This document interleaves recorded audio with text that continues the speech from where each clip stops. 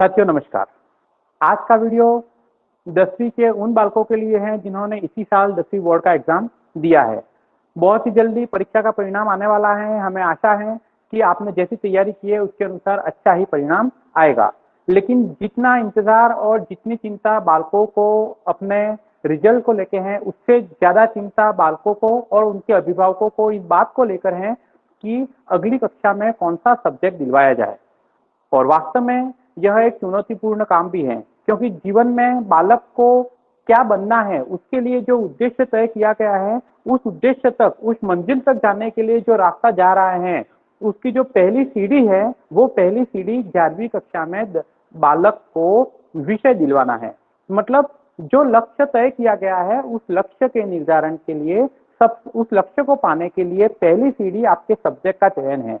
मतलब बनना अगर डॉक्टर है और आपने कॉमर्स ले लिया तो फिर आप अपनी मंजिल तक जा ही नहीं पाओगे। मतलब अब आपकी मंजिल तक जाने वाले रास्ते की जो पहली सीढ़ी है वो आपके 11th क्लास में सब्जेक्ट का चयन है। मतलब ये प्रत्येक माता पिता के लिए एक चुनौतीपूर्ण काम है, एक जिम्मेदारी का काम है कि हम अपने बालक को एक सही राह और सही सब्जेक्ट का चयन करवाएं।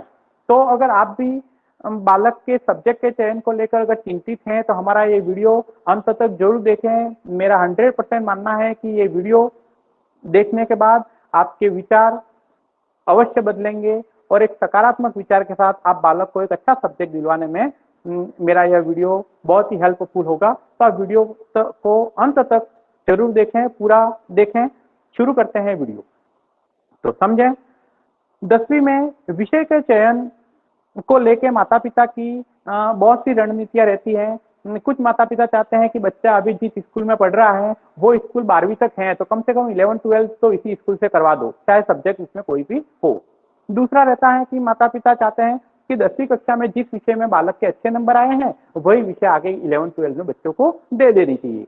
तीसरा ये रहता है कि उसके जो संगी साथी है, 4-6 जो उसके खास फ्रेंड है, वो उस स्कूल में जा रहे हैं, वो सब्जेक्ट ले रहे हैं, तो हमें भी अपने बालक को उस बालक के साथ उस सब्जेक्ट में और उस विद्यालय में एडमिशन करवा देना चाहिए। इस प्रकार का ट्रेंड नॉर्मली चल रहा है। एक और जो महत्वपूर्ण बात है, कई बार माता पिता अपने बालक के ऊपर ऐसी चीज थोपते हैं। मतलब कि जैसे मैं अपने जीवन काल में डॉक्टर बनना चाहता था लेकिन डॉक्टर नहीं बन पाया, तो अब मेरे दिमाग में वो डॉक्टर बनने की वो बात है, तो अब मैं अपनी अपनी जो मंजिल जो मैं नहीं पा सका वो बच्चे पर थोपता हूँ कि नहीं, मैं तो डॉक्टर नहीं बन पाया लेकिन तुझे तो मैं डॉक्टर बना के रहूंगा, या तुझे तो मैं इंजीनियर बना के रहूंगा, इसलिए तू या तो बायो ले ले या फिर तू मैथ साइंस ले ले। मतलब इस प्रकार का भी रहता है, जबकि उसमें हमने बालक की योग्यता तो नहीं देखी और फिर हमारे द्वारा तय की गई मंजिल को बालक के ऊपर हमने थोपा है। एक परिस्थिति ये भी रहती है कि जो ट्रेंड मार्केट में चल रहा है, जैसे कुछ समय तक एमबीए करने का ट्रेंड था, कुछ समय तक होटल मैनेजमेंट का कोर्स करने का ट्रेंड चला, कुछ समय कंप्यूटर ऑपरेटर का ट्रेंड चला। तो समय समय पर ये ट्रेंड चलते रहते हैं, वैसे वैसे हम बालक को सब्जेक्ट भी दिलाते हैं, ये भी होता रहता है। लेकिन यहाँ सोचने लायक बात है कि आज बालक 10वीं और 11वीं कक्षा में है, जो ट्रेंड चल रहा है वो 2-5 साल तक रहेगा और तब तक तो बालक पढ़ाई ही कर रहा होगा। और जब 5-7 साल पढ़ाई करने के बाद जब जॉब की ओर जाएगा, तब तक तो उस फील्ड में इतनी सारी भीड़ हो जाएगी, इतने सारे बेरोजगार हो जाएंगे कि आपको 5,000-10,000 रुपए में भी नौकरी करना कठिन पड़ जाएगा। तो इन सभी परिस्थितियों के बाद हमें बालक को कौन सा सब्जेक्ट दिलवाना चाहिए, क्योंकि हम कोई भविष्यवेत्ता तो है नहीं कि अगले 6 साल बाद कौन सा ट्रेंड आने वाला है।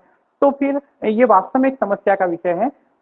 अब मेरे जीवन के अनुभवों के बारे में बात करता हूं कि व्यक्ति को ऐसा सब्जेक्ट लेना चाहिए जो उसके इंटरेस्ट का हो।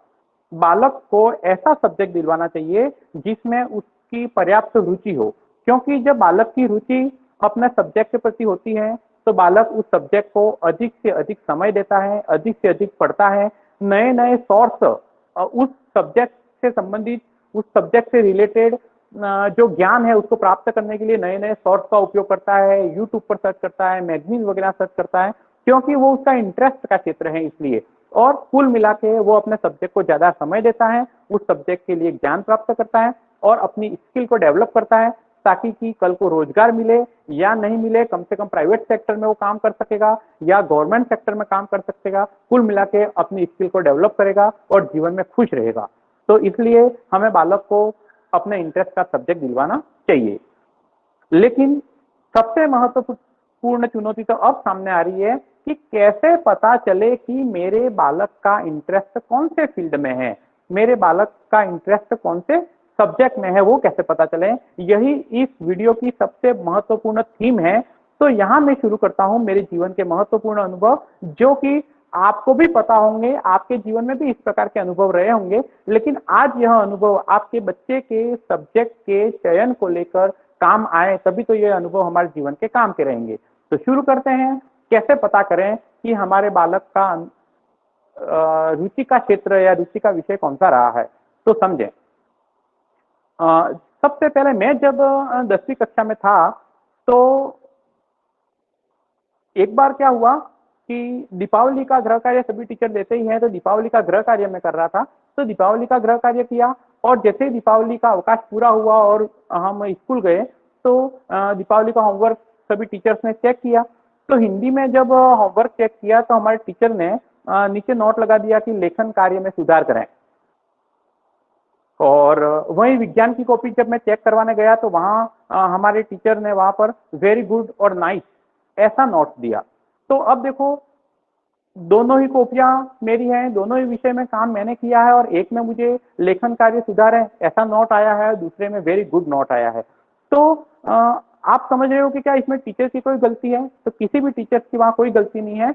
वास्तव में क्या हुआ है समझें, वास्तव में ये हुआ है कि बालक को जिस सब्जेक्ट में इंटरेस्ट होता है, जिसमें रुचि होती है, उसमें बालक लगन से काम करता है, स्वच्छतापूर्ण काम करता है, कॉपी में साफ सुथरा काम करता है। इसलिए बालक की राइटिंग भी वहां अच्छी आती है, और साथ में साफ सफाई का भी ध्यान रखता है, अपनी सजावट के साथ काम करता है। इसलिए बालक को उस सब्जेक्ट में वेरी गुड मिलता है। और जहां पर बालक को सब्जेक्ट में, उस सब्जेक्ट में इंटरेस्ट ही नहीं है, उसको काम करने में जोर आता है, तो फिर वो घास काटने वाला काम करता है। इसलिए फिर वहां लेखन कार्य में सुधार की अपेक्षा रहती है। कुल मिला के अगर आपके बालक के साथ भी ऐसा है, तो आप बालक के होमवर्क की कॉपियां चेक करके पता लगा सकते हैं कि उसका इंटरेस्ट कौन से सब्जेक्ट में अधिक रहा होगा। इंटरेस्ट का पता करने के लिए दूसरा तरीका क्या है वो समझें। क्या होता है कि जिस बालक का जिस क्षेत्र में इंटरेस्ट होता है, जिस विषय में इंटरेस्ट होता है, बालक उसमें एडवांस होमवर्क करता है। कहने का मतलब यह है कि प्रश्नावली 2.1 चल रही है और बालक का इंटरेस्ट गणित में अच्छा है, तो 2.2 और 2.3 के सवाल भी वो पहले ही कर चुका होता है, जबकि क्लास में तो 2.1 ही चल रही है अभी। लेकिन अगर इसके साथ अगर किसी विषय में उसका इंटरेस्ट नहीं है, और क्लास में तो 10वां पार्ट चल रहा है और अभी तक बालक ने 8वें पार्ट का काम भी पूरा नहीं किया है, अगर इस प्रकार की कोई स्थिति है, तब भी आप होमवर्क की कॉपियों को टटोल कर ये पता लगा सकते हो कि बालक का इंटरेस्ट कौन सी विषय में ज्यादा रहा है। तीसरी चीज, एग्जाम के दिनों में जब बालक रात भर बैठ के तैयारी करता है, या हम रात भर बैठ के तैयारी करते हैं, तो हम देखते हैं कि जैसे मेरे साथ जो हुआ वो मैं बता रहा हूँ कि जब गणित का पेपर था, तो गणित के पेपर से पहले वाली रात को, तो रात को कब 1:30 बज गया, 2 बज गया, और पूरी रफ कॉपी उस सवाल को निकालते निकालते कब भर गई वो पता ही नहीं चला। और जब सामाजिक का पेपर था, तो रात को 9:30 10 बजे ही उबालती आने लगी। तो ये बात क्या है, ये बात ये है कि आपका इंटरेस्ट का सब्जेक्ट है, तो कब पूरी रात निकल जाती है वो पता ही नहीं चलता। और अगर आपका इंटरेस्ट का सब्जेक्ट नहीं है, तो वो काम करना पड़ता है, वो पढ़ाई करनी पड़ती है, बहुत जोर आता है हमें, इसलिए आलस आता है, और 9-10 बजे तक ही हमें नींद आ जाती है।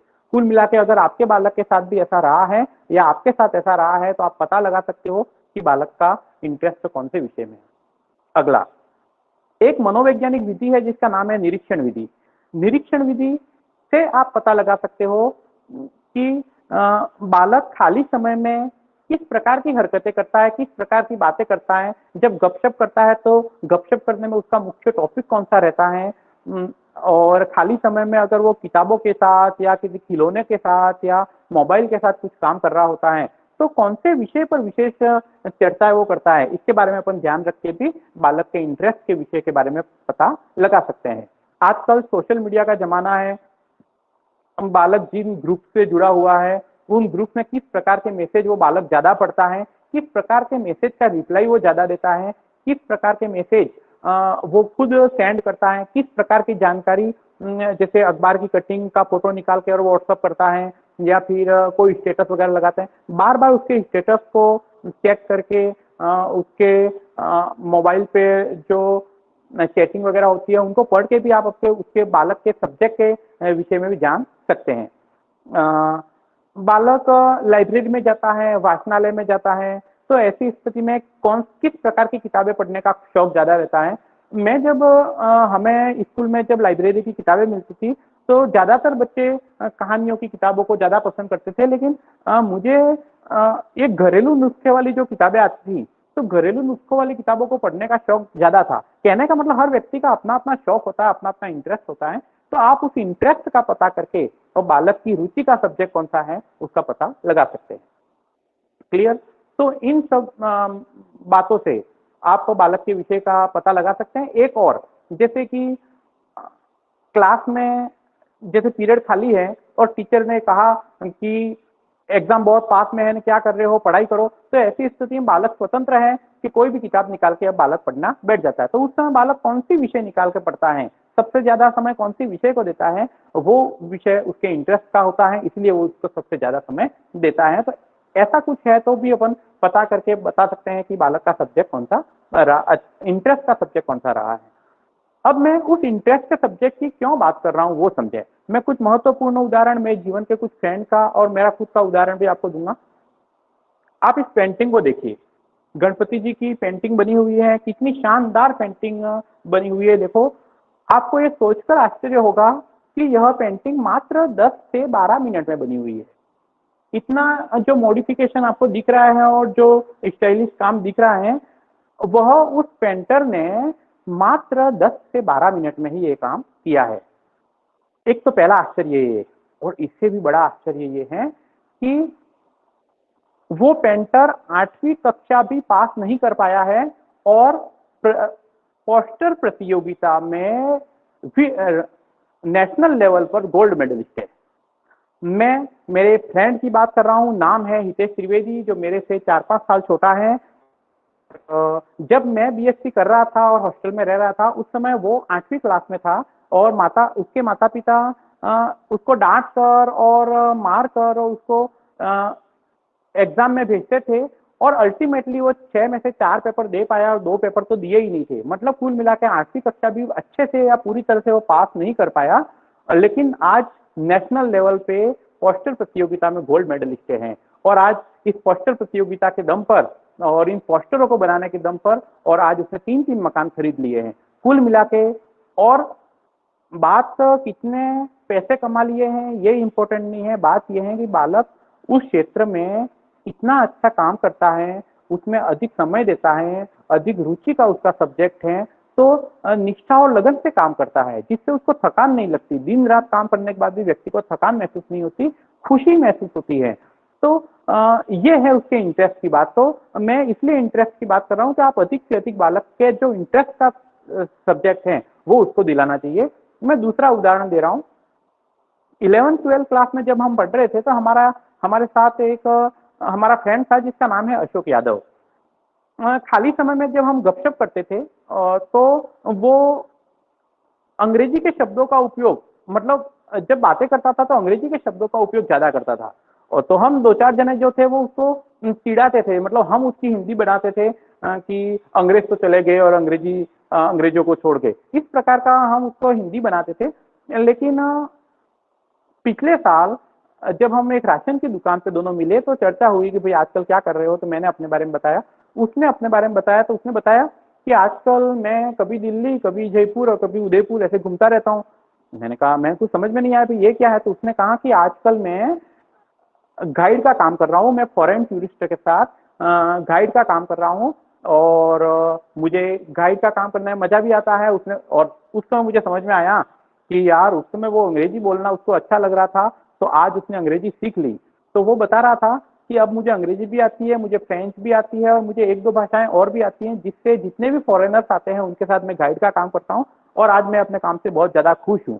तो आप समझो कि इस प्रकार व्यक्ति किस प्रकार अपने शौक को, अपनी हॉबी को किस प्रकार वो कैरियर में बदलता है। कहने का मतलब यह है कि अब उसको किसी कंपनी में जॉब करने का वो मोहताज नहीं रहना पड़ता कि कोई कंपनी उसको कब निकाल दे, कब कोरोना काल आ जाए, कब पेमेंट उसका कम हो जाए, कब कंपनियों में रिसेशन आ जाए, मतलब इस प्रकार की कोई टेंशन नहीं रहती, क्योंकि अब वो अपने सब्जेक्ट का मालिक हो जाता है। जब उस व्यक्ति को अपने सब्जेक्ट का पूरी तरह से इंटरेस्ट होता है तो उस सब्जेक्ट में वो अधिक से अधिक ज्ञान प्राप्त करता है, नए नए सोर्स से ज्ञान प्राप्त करता है, नए नए प्रयोग करता है, जिसके कारण बालक को जब दिन रात मेहनत भी करनी पड़ती है तो उसको जोर नहीं आता। क्यों जोर नहीं आता? क्योंकि ये उसका इंटरेस्ट का काम है, इसलिए वो काम भी उसको खेल लगता है, इसलिए वो पूरे जुनून के साथ, पूरे लगन के साथ, पूरी निष्ठा के साथ उस काम को करता है और खुश रहता है।